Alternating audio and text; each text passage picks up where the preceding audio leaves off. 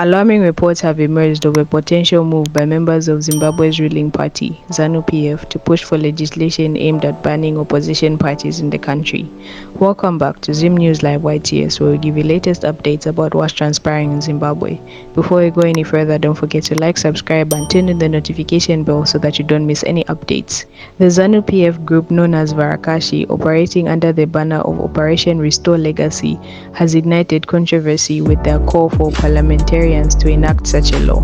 In a statement released on Monday via their Facebook page, Operation Restore Legacy, ZANU-PF Varakashi made their intentions clear. With the 2 out of 3 majority that ZANU-PF has in parliament, I am challenging legislatures to enact a law that bans the opposition.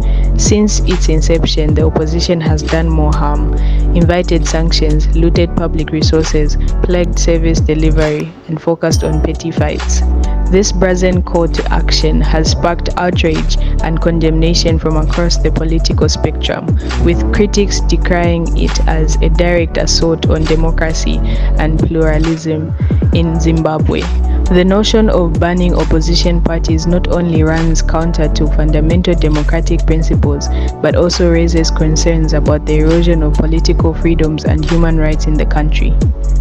This is today's news about Mnangagwa in a secret plot to ban opposition completely. Let us know what you think in the comment section down below, and don't forget to like, subscribe, and turn on the notification bell so that you don't miss any updates.